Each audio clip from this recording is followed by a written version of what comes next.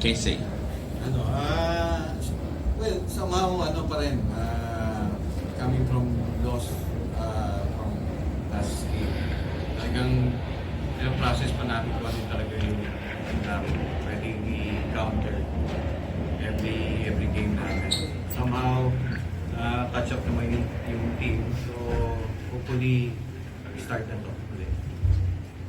Thank you to Vince. You had 3 points. And for Diggs, kumusta naman yung conditioning mo so far? And what we can expect for you as medyo mabigat na yung labanan? What can you say?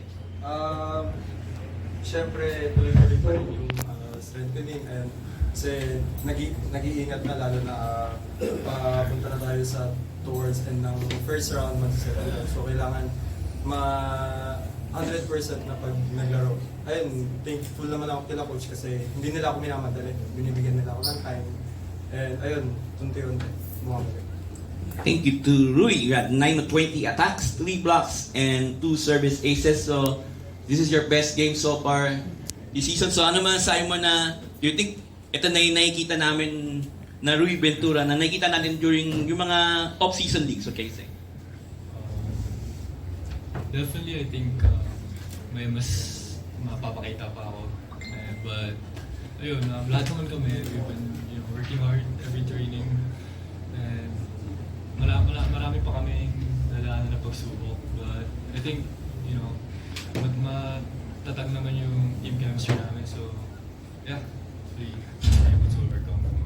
Thank you, Louie. Okay, the floor is open for questions. Coach, coming into the tournament, sakay sa mga tinitignan na title favorites, title contenders.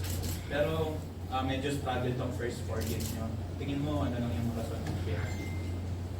Well, siguro, thank you sa ano yung tingin nila sa amin. Pero we're trying our best na at least yung last season na pinakita namin matungkusan natin. Hindi naman, honestly, hindi naman kami ganun ka, ano. But we would like talaga na to give our best everything. Kung yun man yung tingin nila sa amin, well, papakita na lang namin talaga. Romy, how do you stay ready lang knowing na yung winning spikers na lahat naman kayang-kaya talagang mag-contribute? How do you stay ready ng after it?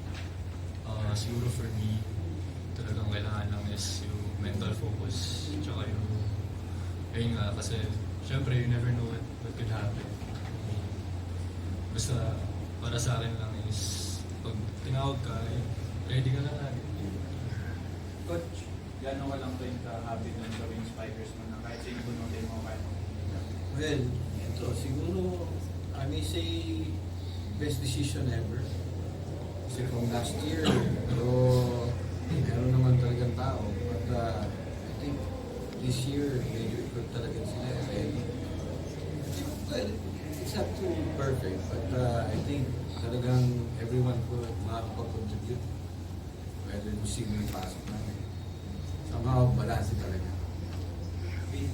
Working ka pa sa conditioning mo, pero how do you contribute to other assets lang ng game like leadership, cheer? Ayun, syempre hindi nga ako masyado pa na ako paglaro. So, I try to cheer them up and boost their morale as a senior ng team, trying to lead them even though nasa labas ako, even sa league. Yun nga, final year mo. And paano mo lang kung gustong siguraduhin na lalabas ka ng maganda knowing na ito, first 4 games medyo struggle. I believe yung struggles kasi sometimes yung mga struggles na yan will lead to good end. So mag-struggle man sa una, paghihirapan namin, 1 game at a time until makarating kami sa dulo and we'll never know. Mamaya may goal na. After 4 games, Coach Jose, ano yung kailangan improve nyo physically and mentally? What do you see na? I think in terms of physical, somehow, andun yung ano ng team namin.